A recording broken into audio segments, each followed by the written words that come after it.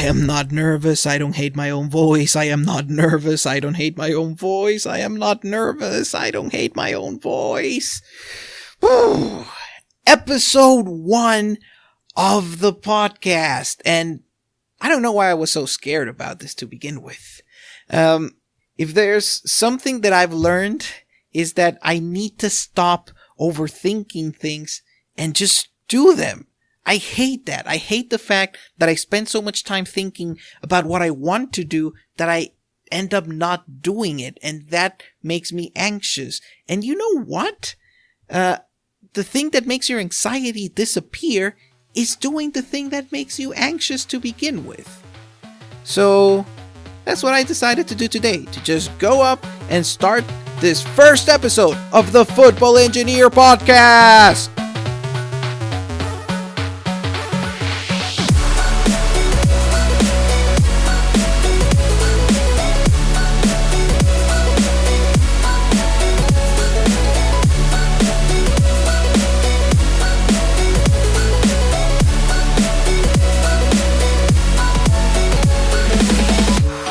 Hello everyone, as you already know, my name is Jose, and welcome to the very first episode of the Football Engineer Podcast. Yes, I have a brand name now. The Football Engineer is going to be the name for the YouTube channel, it's going to be the name for this podcast, and in general it's going to be sort of my new brand name that I am going to use to take this small media project to the next level. So, hopefully we're going to have fun with this, although these first few sessions are going to be painful both for you and for me. I'm getting used to the sound of my voice, which is horrifying, and you're going to have to listen to awkward silences, to ramblings, and to this kind of sound. So, good luck with that. Good luck with that. But we're going to have fun whatever happens. So, to begin with, I'd like to talk about why I chose the name The Football Engineer. I think it describes really well the kind of analysis that I do. I found surprising similarities between the kind of analysis that I do for engineering with and football tactics. The job of creating a good football team, well, it's really engineering a good football team.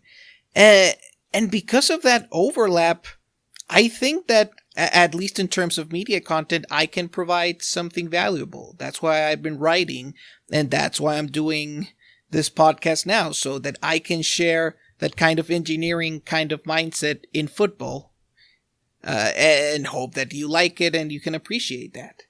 And having said that, I'd like to talk about the World Cup coverage in general.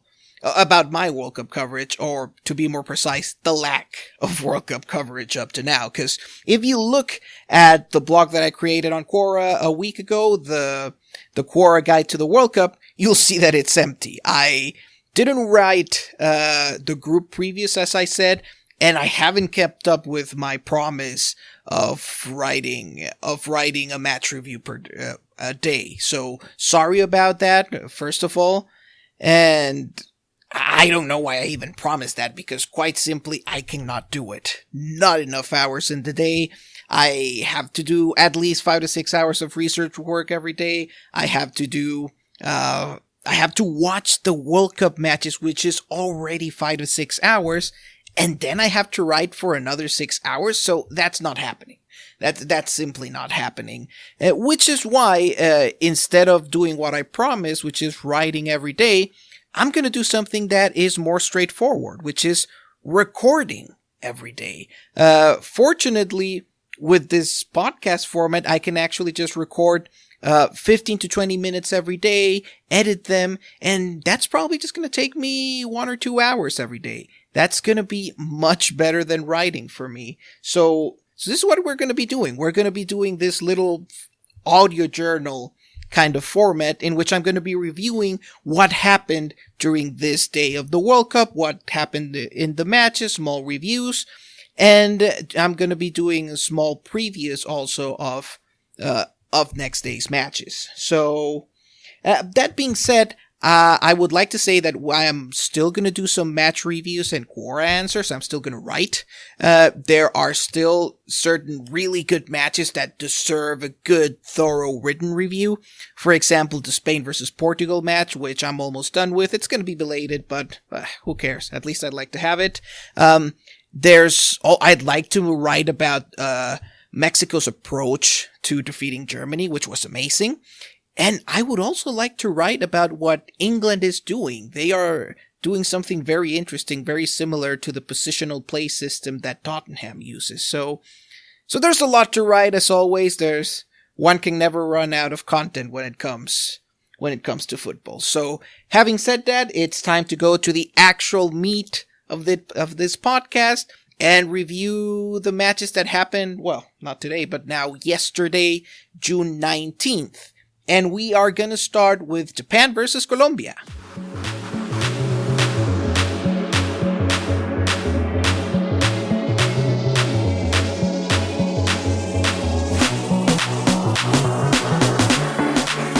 So in this match between Japan and Colombia, well, the sending off at the beginning changed everything, of course.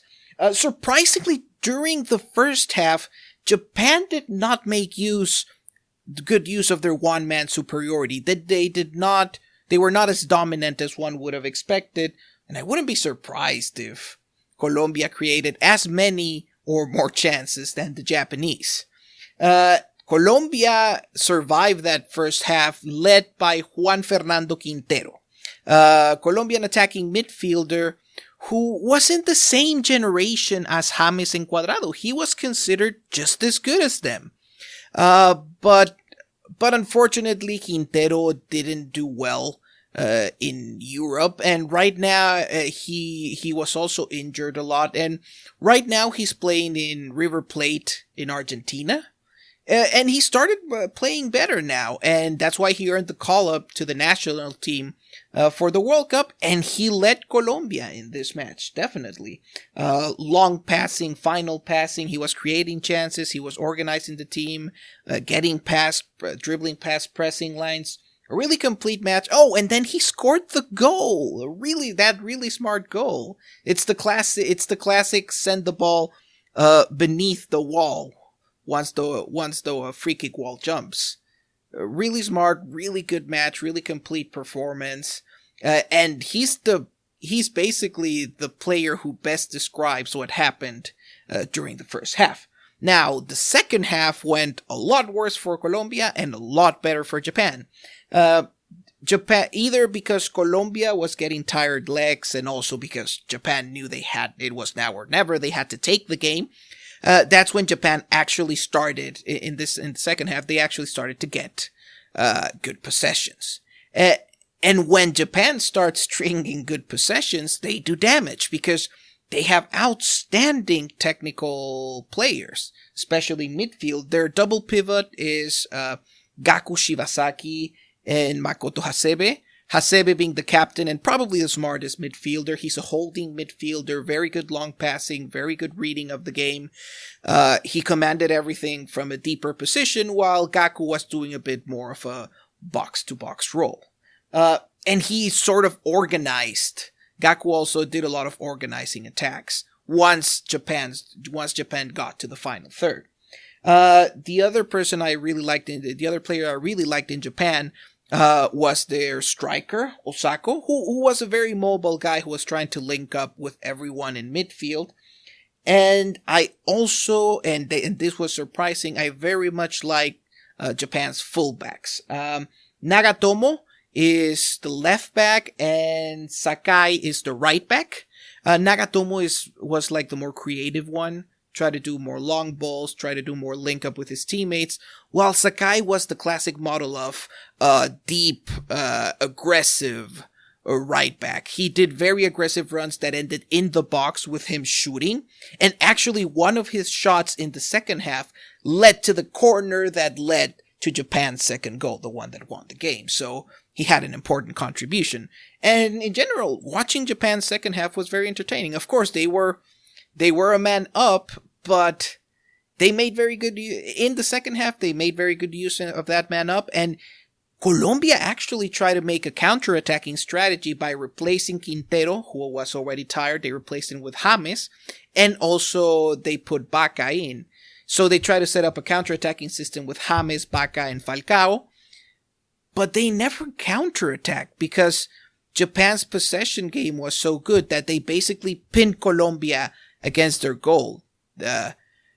They counter-pressed, they recovered the ball quickly. Colombia almost never made it out. So, very good second half performance by Japan. And in general, I am very excited to see how they will do in the rest of the group. Considering how badly Poland play, they may have a good chance of making it. So, talking about Poland, it's time to go to the next match.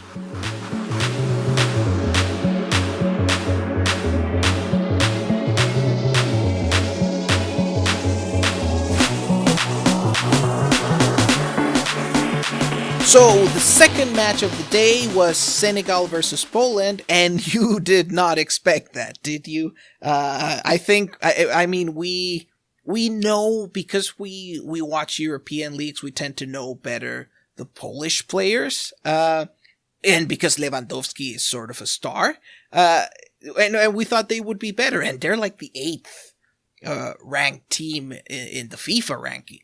The rankings are useless, apparently, because they didn't play like an 8th ranked team.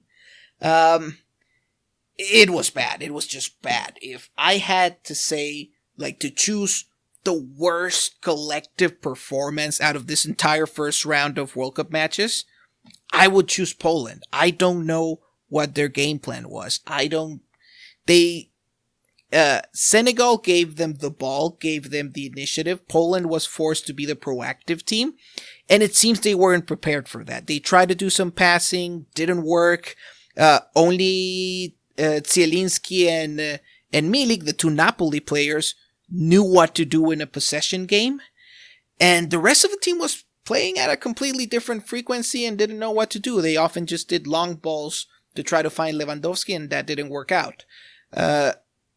And that's all I can say about Poland, because everything failed. Because their attack failed, their defense also failed. They made defensive mistakes that cost them goals. So instead of talking about them, I'd much rather talk about Senegal, who completed an excellent match. Senegal, before the World Cup, it was the African team I had my eye on. They had really good players. They have Koulibaly leading the defense. They have Mane leading the attack. And what I'm surprised and what I learned in this match is that they also have a very good game plan that fits their players well and that they execute well. It's basically a defensive low block plus counterattack, and they have the players for it. They have a strong defense, and they have really fast attackers, so everything works. And surprisingly, they also have this, they sometimes even do like a bit of a defensive possession game, like I'm going to have the ball so that you don't have it. So they also have more than one defensive mechanism. In general, I think their manager, Aliou Cissé, who was a player in the legendary 2002 Senegal team that made it to the 2002 World Cup, the manager has done a very good job with them. And it shows. Senegal knows very well what to do when they steal the ball. And again, just as in the case of Japan, I look forward to see what happens with them throughout the next few matches in the group. And I'd also like, and finally, I'd just like to talk about sort of my most negative point of the match, more than even Poland, was just, I'm disappointed with Lewandowski's performance in general. It just reminds me that over time, he has become more of a specialist center forward, more like the old school kind of center forward who mostly waits for the ball to get to him in the box, but participates very little, and links up very little with the rest of the team. I was disappointed in that. It almost feels like Lewandowski has devolved from his days at Dortmund. And and I don't know, his team needed more from him in general. We expect more from a world-class match decider. And talking about world-class match deciders, it's time to talk about Salah and Egypt versus that very good Russian team.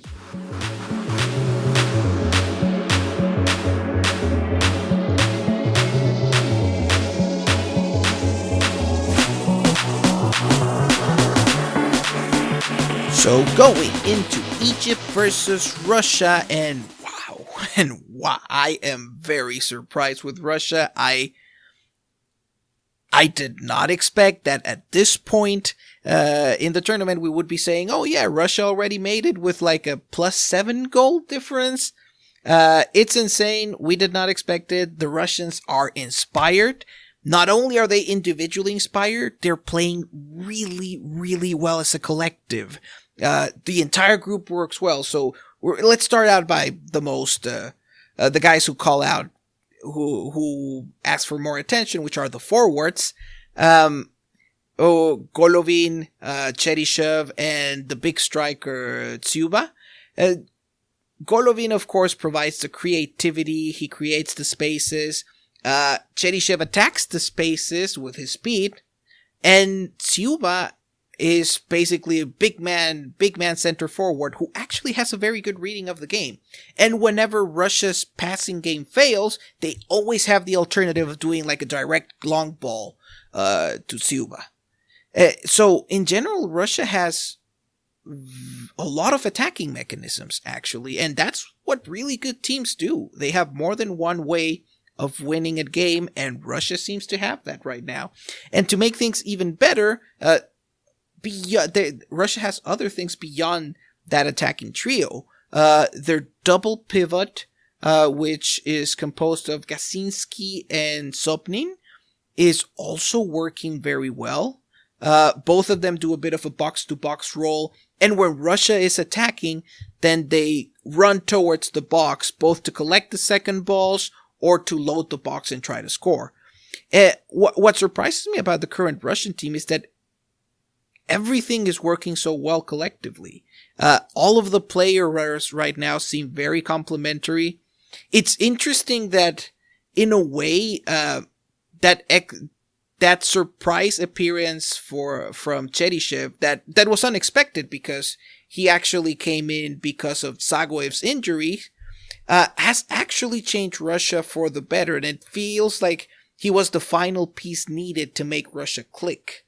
And now Russia is they're flying right now.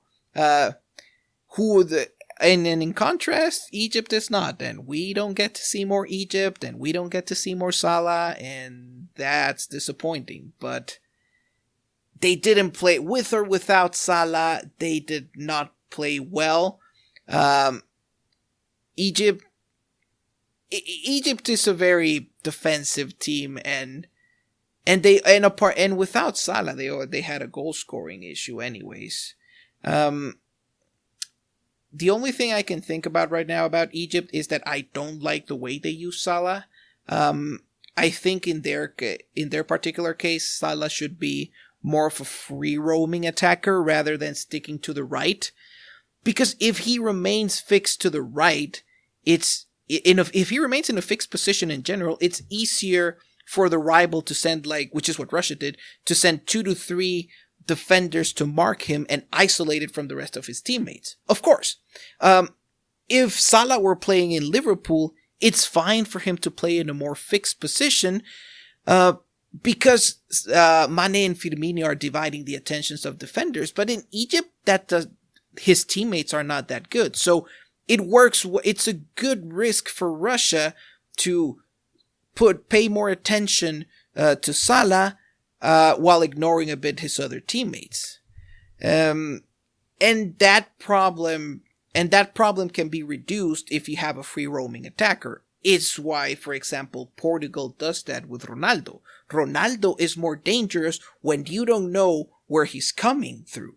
And the same thing would apply to Salah. And at least in the particular context of Egypt, I would like him to take a more central and free roaming role. And that's the main thing I can think about Egypt, because if they don't optimize well for Salah, then the rest of the attack doesn't really click and lacks a lot of bite. But it's too late already for that. Egypt unfortunately won't have any World Cup action beyond the group stages, and we're gonna have to wait until the actual club season begins to see more Salah. And having reviewed the matches, I guess it's time to do to go really quickly through the previews for this next match day for June 20th.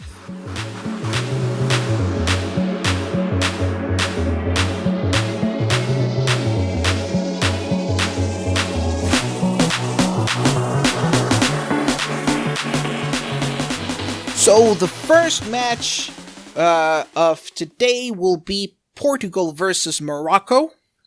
That one is going to be interesting because I don't know who's going to be the proactive side and who's going to be the reactive side. Portugal tends to be the more reactive team, but considering that they're it's Morocco, not Spain, so it's less, for me it's less clear if perhaps Portugal is going to be more proactive in this game. While Morocco, they can do both as needed. If they need to be proactive, they're going to be proactive. If they have to be counter-attacking and reactive, they can do that too.